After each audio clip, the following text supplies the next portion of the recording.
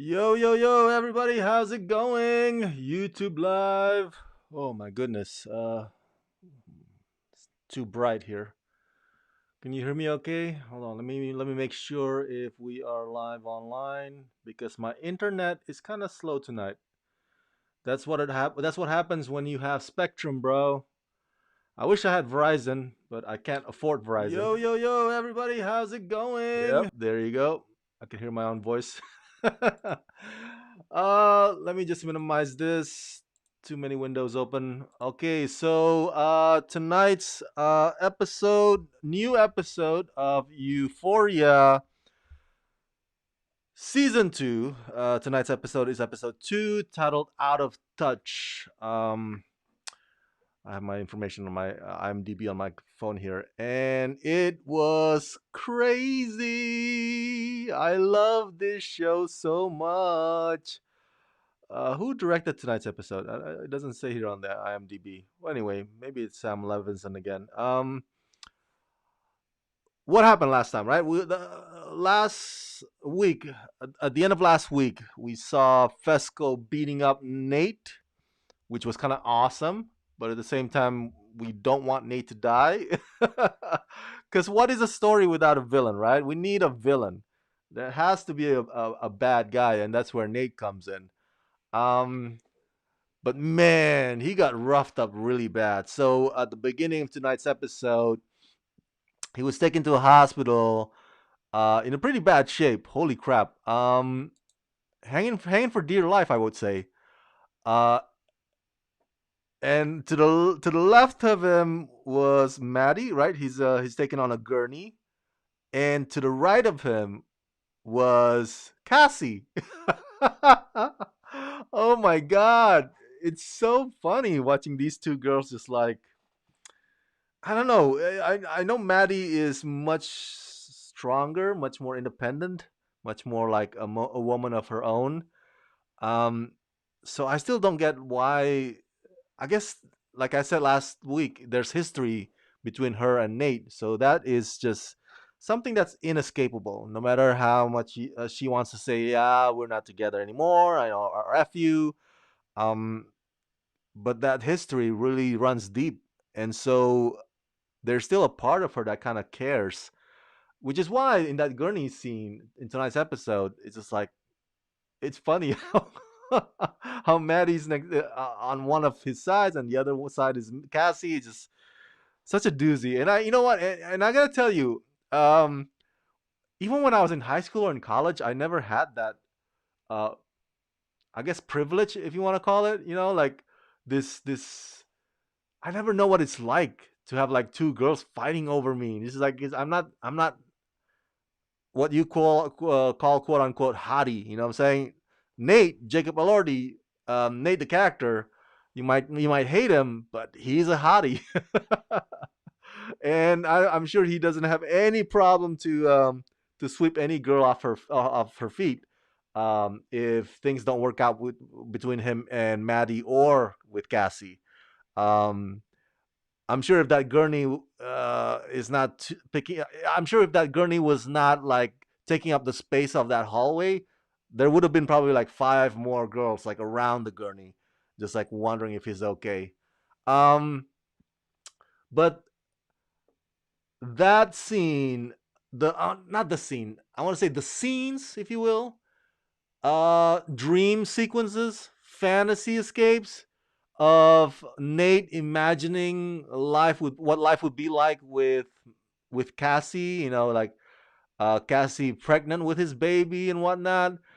That is just so surreal, man. Holy crap. Um and they're supposed to be in high school, right? All these characters are supposed to be in high school. I don't know about you, but maybe you were one of those people. But when I was in high school, like I didn't think of like um saying to a girl or girlfriend or somebody that we go out with or it's like, hey, I can see myself having a family with you. I don't know, maybe I was naive back in high school. I wasn't thinking that. I was thinking like, oh, how am I going to pass my SAT next week? What college am I supposed to go to? um but Nate is deep. Nate is deep. He was already wondering, like, oh my god, I could see myself being your baby daddy. Just like, oh shit, that's crazy. And you know what?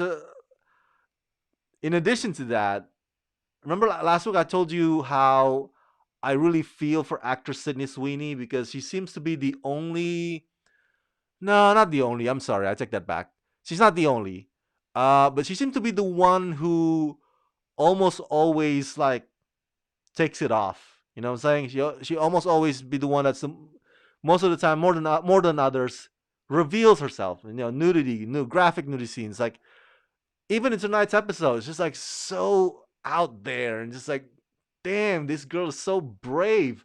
Um, the other girls also have done it, and also guys. I think Jacob Elordi has done nude scene, and also the guy who plays his dad, Cal. I forgot his name. I gotta look him up.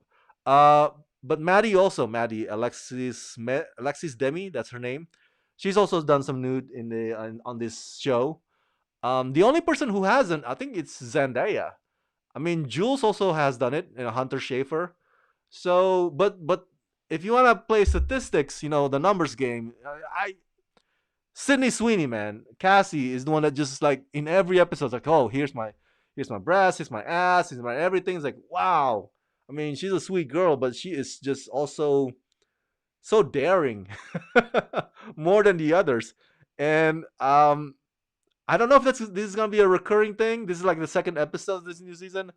Is this gonna be like every episode where we see Sydney's TNA in every episode? Like I, I'm just saying that maybe everybody else should also chip in, especially Zendaya, right? If you want to be like somebody like okay, play fair, consistency among all the actors, maybe everybody should just pull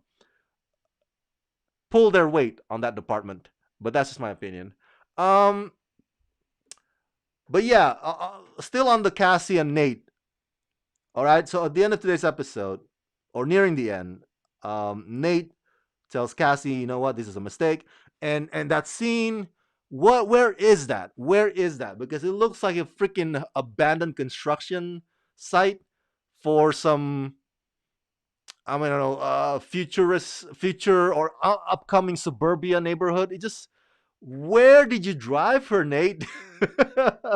Really? You gonna like try to break up with her in this creepy old neighborhood of construction site that's just like, why don't you just do that outside her house so when she's angrily has to get out of the door of your car, she could just walk straight to her home. Like it's just so weird. But I get it, cinematically it was so kind of creepy, chilling in a way. It does add to looks of it when you see all these bare bone houses like next to each other, and they have a moment there afterwards. I get it. I get it. It was very cinematic, but still, though, not a very smart move to take a woman there just to break up with her. And that's another evidence why we hate Nate so much, man. He can't make up his mind, dude.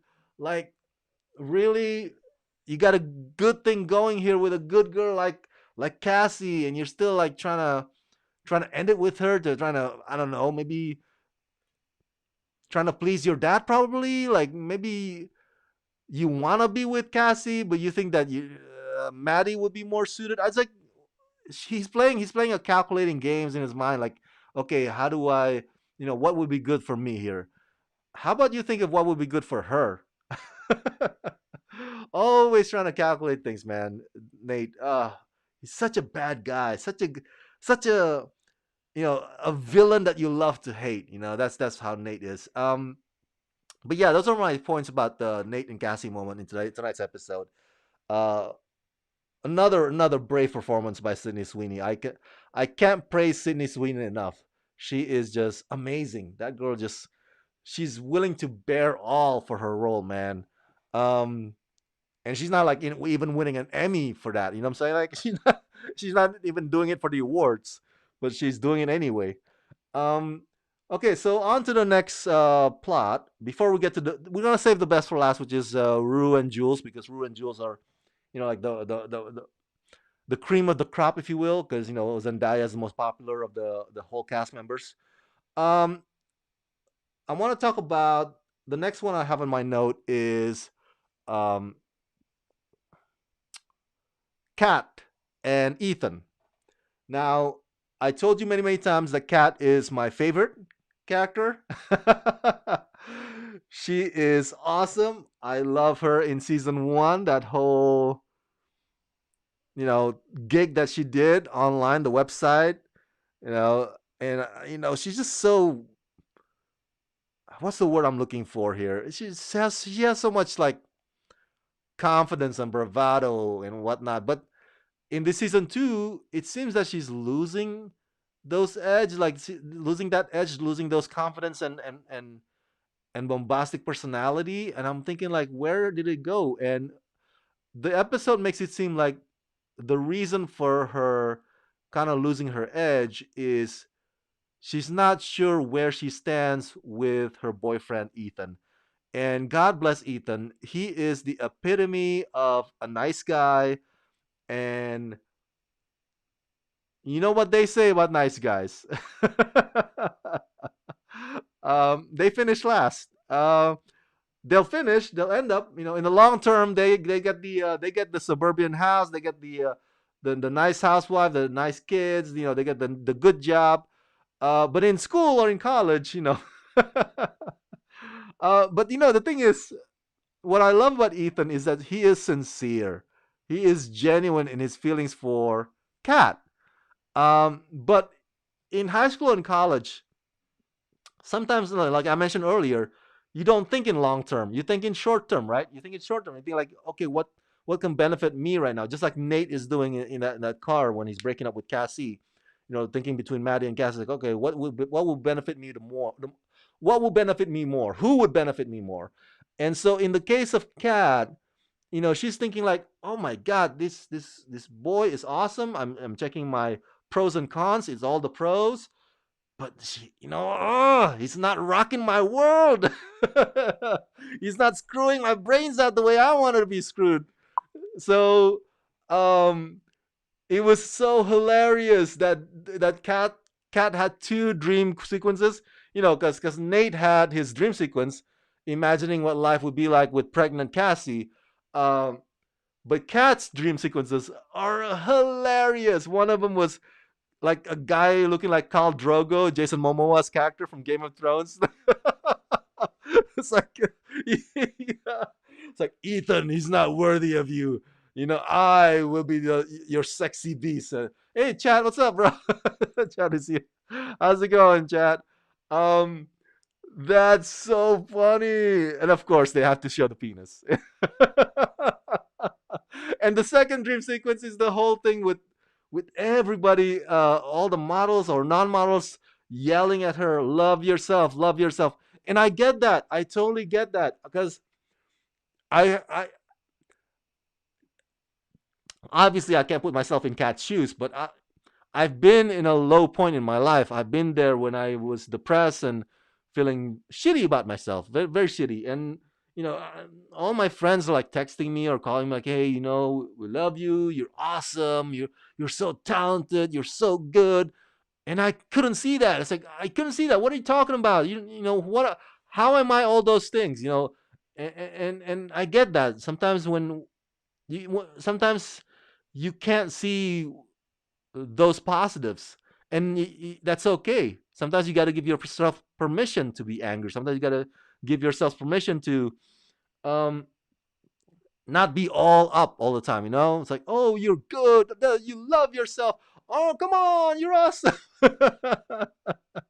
And all these pep talks can get really annoying, and so that sequence is also, I mean, it hits home for me.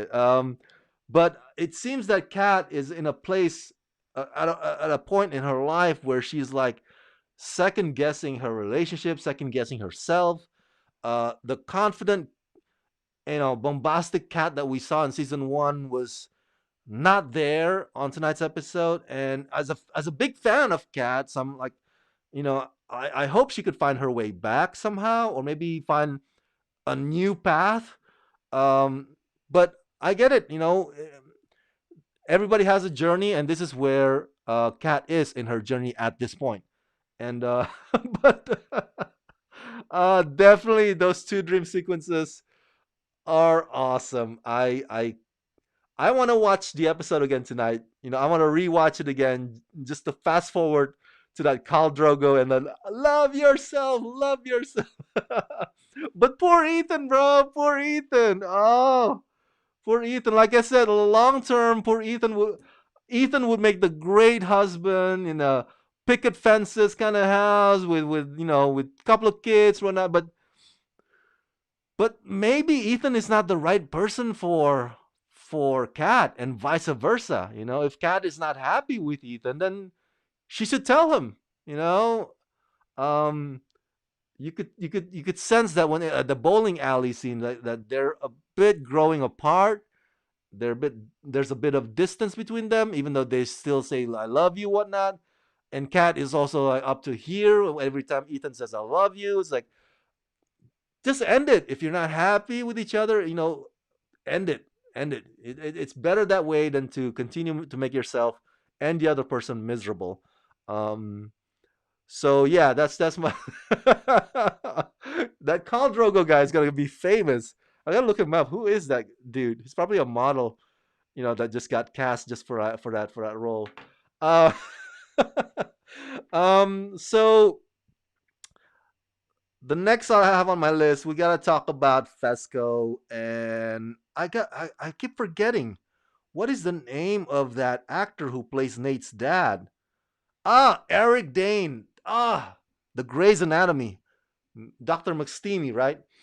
Um, he plays Cal, Nate's dad, and Cal is just as bad, if not worse, than Nate.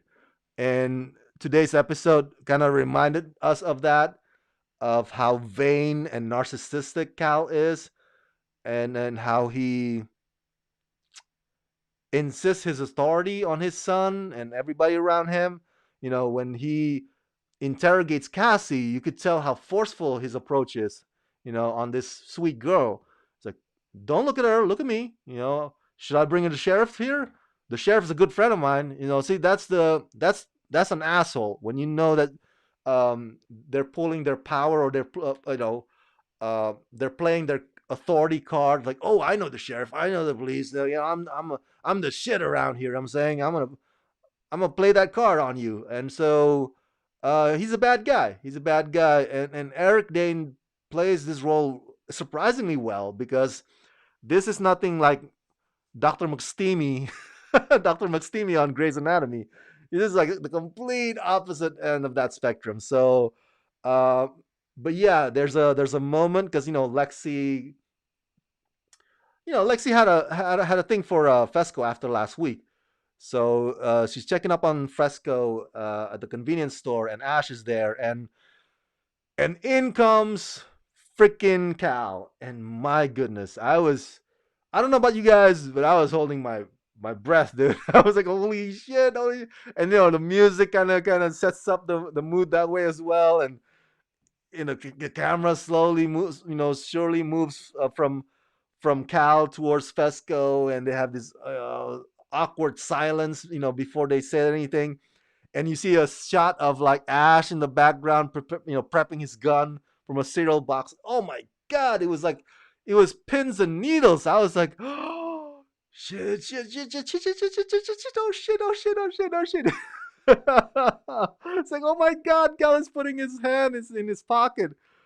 And it was just like slow mo. I mean, the episode is just like, the episode savors in our anticipation, and is in our anxiety, and it's like, oh my god, is that gonna be a gun? Is that gonna be a finger? Is this gonna be like, what is it? What is it? Oh, it's just cash. Um, but I think Cal knows. I think Cal definitely knows. And Fesco has a lot of explaining to do. I think Fesco does owe Lexi an explanation.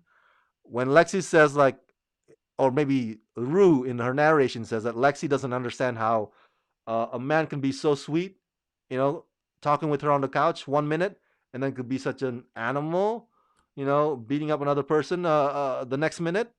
So I think for I think Fesco does kind of owe Lexi an explanation. I think at least Lexi needs to ask Fesco, "Hey, what happened? What's going on there? You know, um, it may not be, because we talked about this last week. I don't know if this is gonna be leading to anything meaningful or substantial between them. Relationship wise, we don't know. Um, but Lexi is such a sweetheart, bro. Lexi is such a sweetheart.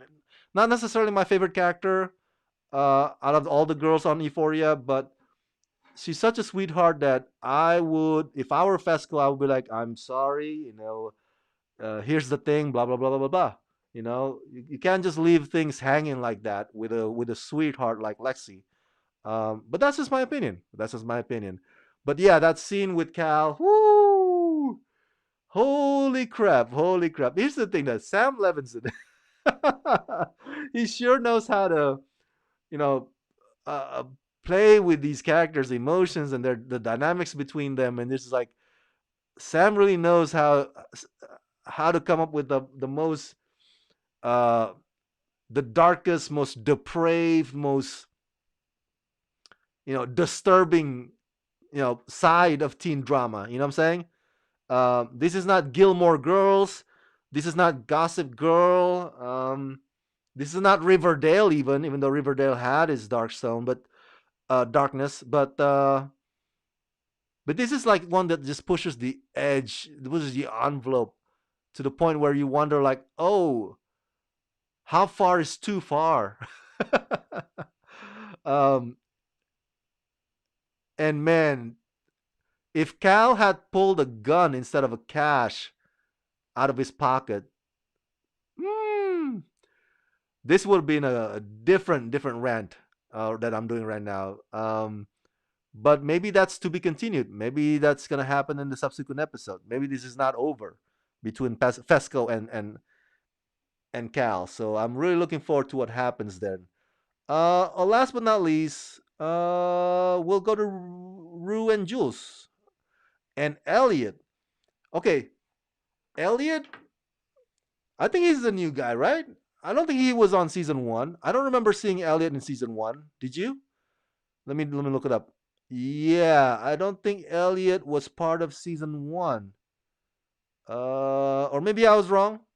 You can tell me if I'm wrong. The actor's name is Dominic Fike. Never heard of him. Maybe he's a newcomer. I know a lot of the actors on Euphoria before this show, with the exception of Zendaya. They were either Instagram models or TikTok models, or they were famous from Kissing Booth franchise, like Jacob Elordi. Or they've done some acting gig here and there before. Like Austin Abrams, who plays Ethan. And then, of course, this show kind of blew them up. Shot them up to stardom. So we don't know if that kind of fortune will also happen to Dominic, who plays Elliot, but I wouldn't be surprised because everybody's involved. Everybody that's involved with Euphoria season one have become like they've reached the stratosphere of fame since that season one in 2019. Elliot, I don't know, man. I don't have strong opinions about him yet. Um, I get that Rue is hanging out with him because of the drugs connection. They share that passion. Elliot seems like a pretty cool, talented musician, unless that's not really him playing that guitar. But yeah, I don't really have strong opinions about Elliot at the moment. He's not really a villain. He's not really a hero. We don't know. But obviously, Jules is feeling envy, feeling jealousy, and I don't blame her. I don't blame her. If you are in a relationship and your significant other is spending more time with another person that's not you, yeah, you have the right to be, jealous, of course. unless you feel very very secure about that relationship. But I don't think anybody at high school age, they're supposedly in high school, right? But even though these actors are in their mid 20s, but for people who are in high school, dude, their emotions are so unstable. We've been there. We've been high schoolers. We know how it feels when we see the girl we crush on, or our girlfriend, whatever, are spending more time with another person. I'm like, how come you're not spending time more with me instead? Why I got to be that person? And then you start asking, like, what's wrong with me? Maybe there's something wrong with me that you don't want to spend time with me. So I get it. I totally get it. Jules is angry, and uh, I think if I were Rue, I would try to show Jules that there's nothing to be afraid of, or that Elliot is not really a threat. You know, unless he is, unless Rue does have some feelings for Elliot, that we don't know yet. And if that is the case, then that sucks for Jules.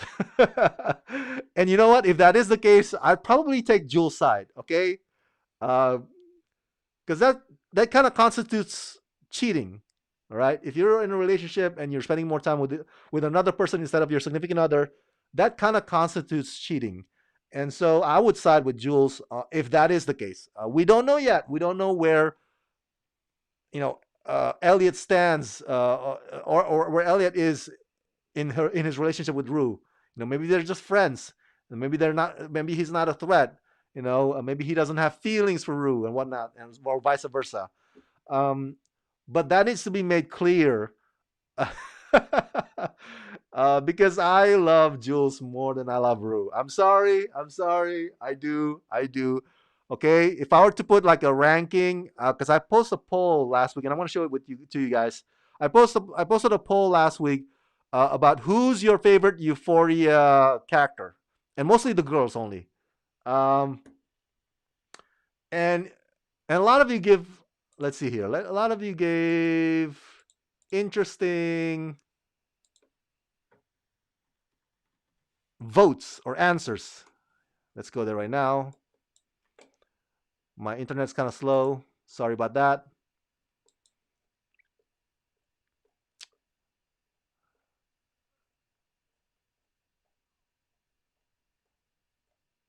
There you go. Okay, so I asked who's your favorite Euphoria character. 61% of you guys says Rue Bennett.